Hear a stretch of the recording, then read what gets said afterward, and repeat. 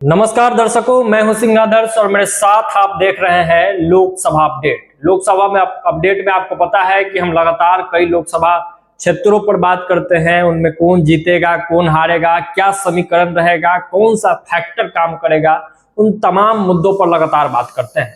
और आज बात करेंगे एक ऐसी लोकसभा क्षेत्र की जहां से मोदी के चेहरा पर राजद से एक उम्मीदवार को अगर उतार दिया जाए, और वो कौन है उम्मीदवार जो मोदी के चेहरा पर भी पड़ेगा भारी, उस पर बात करेंगे।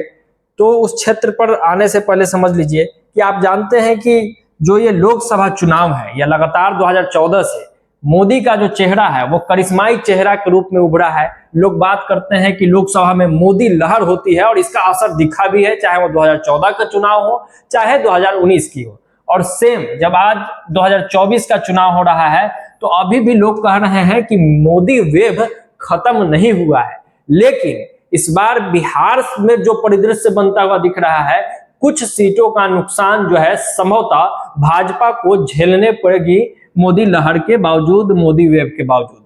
इसमें एक जो सीट है, अगर वहां पे राजद ने सही उम्मीदवार दे दिया, सही उम्मीदवार का चयन कर दिया, तो वो सीट निकल सकती है और लालू का चेहरा मोदी के चेहरे पर एक उम्मीदवार के कारण भारी पड़ सकती है। अब वो कौन है सीट? तो सीट का मैं नाम बता देता हूं कि शिवहर लोकसभा क्षेत्र में अगर सही प्रत्याशी का चयन हुआ तो लालू का चेहरा, राजद का चेहरा जो है इनके चेहरा पर भारी पड़ेगा। क्योंकि इससे पहले भाजपा से जो सांसद थी रामा देवी, उन्होंने बहुत खराब काम किया था। शिवहर की स्थिति दयनीय हो गई थी, शिवहर का हाल बुरा था। शिवहर में विकास का काम जो है वो कोसों दूर तक नहीं दिखता था। चाहे वो सड़क की बात कीजिए, चाहे स्वास्थ्य की बात कीजिए, चाहे रोजगार की बात कीजिए, चाहे स्वरोजगार की बात कीजिए, चाहे शिक्षा की बात कीजिए, चाहे बिजली की बात कीजिए। मतलब विकास का जो एक पैमाना, बेसिक पैमाना होता है, उससे भी शिवहर दूर था। बाढ़ के दिनों में तो शिवहर का हाल बुरा हो ही जाता था, सुखाड़ में भी किसानों का हालत खराब। मतलब कुल मिला के शिवहर की स्थिति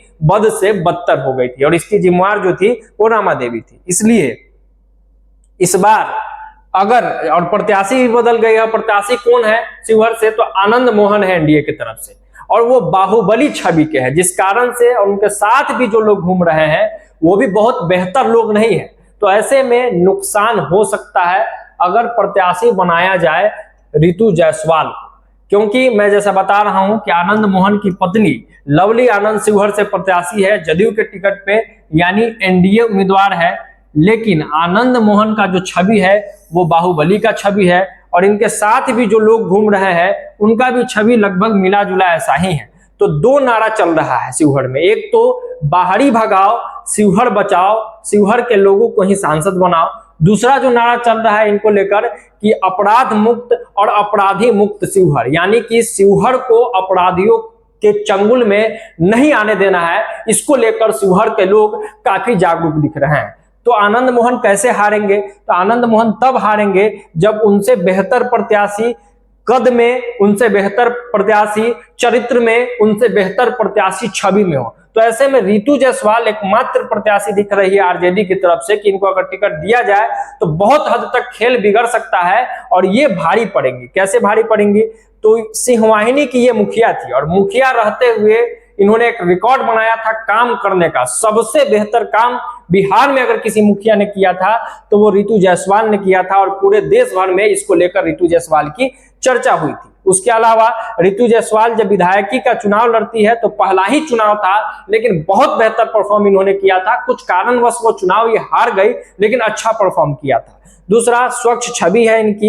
इनके जो पति है, एक तरफ बाहुबली यानी कि मौजूदा प्रत्याशी का पति एक तरफ बाहुबली, तो वहीं रितु जायसवाल के जो पति है वो आईएएस रहे हैं, और अभी आईएएस यानी यूपीएससी की तैयारी करने वाले बच्चों को पढ़ाते हैं। तो पति का छवि भी मायने रखेगा। दूसरा, महिला प्रत्याशी तो है ही, एनडीए का जो बेस वोट है, यानी कि वैश्य समाज का जो वोट है वो इनके तरफ ना जाके इनके तरफ चला जाएगा। स्वर्णों का वोट है, स्वर्णों में खासकर भूमिहार और ब्राह्मणों का जो वोट है वो आनंद मोहन की पत्नी लवली आनंद को न जाकर इनके तरफ चला जाएगा। युवाओं का जो वोट है, न्यूट्रल लोगों का जो वोट है, वो लवली आनंद को न जाकर रितु जायसवाल को चला जाएगा। तो ऐसे में रितु जायसवाल को प्रत्याशी बनाना राजद के लिए फायदेमंद हो सकता है, और हो सकता है कि शिवहर से राजद जीत भी जाए। क्योंकि जब अभी से ही, अभी प्रत्याशी घोषित नहीं हुई है रितु जायसवाल, लेकिन जब क्षेत्र में घूम रही है तो बहुत अच्छा रिस्पॉन्स आ रहा है, और अभी से ही इनकी लहर शिवहर में है। पूरे देश में भले मोदी की लहर हो, लेकिन शिवहर में अभी से ही रितु जायसवाल की लहर दिख रही है, और लोग कह रहे हैं कि इनके जैसा प्रत्याशी होना भी चाहिए। तो अभी चुनाव में समय है, प्रत्याशी एनडीए की तरफ से तय है, राजद ने अभी पेच फंसाया है, तो देखना दिलचस्प होगा कि रितु जायसवाल प्रत्याशी बनती है कि नहीं।